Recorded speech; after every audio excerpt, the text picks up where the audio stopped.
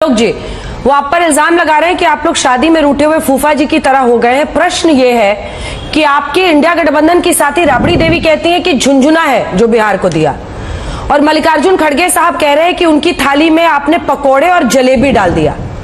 तो आप तय करके बताएं कि पकोड़े जलेबी है या झुंझुना है। दूसरी तरफ आप लोग कहते हैं, राहुल जी ने भी ट्वीट किया कि कट पेस्ट बजट है, हमारे घोषणा पत्र से सब उठा लिया।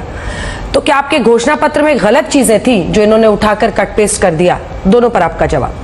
सबसे पहले हमारे जो घोषणा पत्र में था अंजना जी, उसको कट पेस्ट तो किया लेकिन कैलकुलेशन सारी गलत कर दी।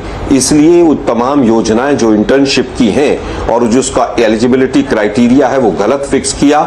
इसलिए कट एंड पेस्ट तो किया, नकल तो की पर अकल नहीं लगाई। पहली चीज का उत्तर। अब दूसरे पे आता हूं, किसके मुंह फूले हुए। अभी जब सेशन शुरू हुआ, सोमवार को सत्र जब शुरू हुआ, तो मोदी जी की जो भाषा थी और मोदी जी के जो वक्तव्य थे और मोदी जी की जो चेहरे की भाव भंगिमा थी वो पूरा देश ने देखी और पूरे सोशल मीडिया पर चली।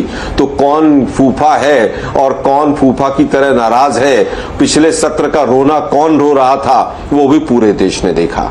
अब बात आती है डर और भय का जो चुनाव हमने लड़ा। अरे भाई, डर और भय का चुनाव तो मोदी जी ने लड़वाया पूरे देश को, और हमेशा से लड़वाते हैं। हिंदू मुसलमान करके और आपकी भैंस खोल ले जाएंगे और यहां तक के हिंदुओं के मंगलसूत्र चोरी हो जाएंगे। अरे भाई, इतना अभद्र डर जो है, डर में भी अभद्रता थी, वो मोदी जी ने डर दिया। हमने कोई डर और भय की बात नहीं की। माननीय राहुल गांधी जी ने तो पहले दिन ही कहा कि शिव जी की मूर्ति है और डरना नहीं है और डराना नहीं है। यही शिव और भगवान और तमाम जो धर्म है उनकी शिक्षा है। तो किसने डराया और किसने देखा, वो तो पूरे देश ने देखा। खंबा नोचो, और बिल्कुल खंबा नोच रही है पूरी सरकार ने। जिस तरह से आज पूरे देश को बजट के माध्यम से, टैक्सेस के माध्यम से पूरी तरह से जो बोझ डाला है वो पूरा देश देख रहा है। नया राज्य बना है, ये नया राज्य आज ही बना होगा। ये 10 साल से तो नया राज्य था ही नहीं सुधांशु भाई, ये तो आज ही नया राज्य बना है आंध्र प्रदेश।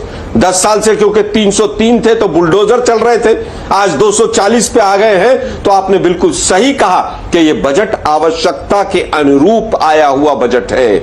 आवश्यकता है कुर्सी को बचाने की, आवश्यकता है सरकार को बचाने की। आपके मुंह से बिल्कुल भगवान ने सत्य निकलवाया है कि ये आवश्यकता के अनुरूप ही बजट आया है। हम तो पूछना चाहते, मोदी जी ने बड़ी बाहें फैला फैला के कहा था 100 दिन का एक्शन प्लान हमारा तैयार हो गया है।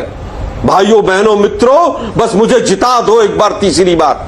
वो 100 दिन का एक्शन प्लान इस शब्द में कहीं बजट में कहीं दिखाई दिया? आप तो सांसद हैं। कोई 100 दिन का एक्शन प्लान, कोई 100 दिन का एजेंडा, कोई 100 दिन की प्लानिंग, कोई 100 दिन का एग्जीक्यूशन, कहीं पर कोई 100 दिन का दिखाई दिया? जब वोट मांगनी होती है तो डबल इंजन की सरकार चाहिए, और अब बैसाखियों की सरकार आ गई तो बैसाखियों को मजबूत करना चाहिए। बैसाखियों को जोड़ते रहेंगे, कील ठोकते रहेंगे, उसमें बैसाखियों पर टेप लगाते रहेंगे। यूपी ने क्या नुकसान किया था भाई? सेंसस के लिए आप बात नहीं कर रहे हैं बजट में। जो राज्य ज्यादा पॉपुलेटेड है, क्या उनको सेंसस के अकॉर्डिंग अपनी हिस्सेदारी नहीं मिलनी चाहिए?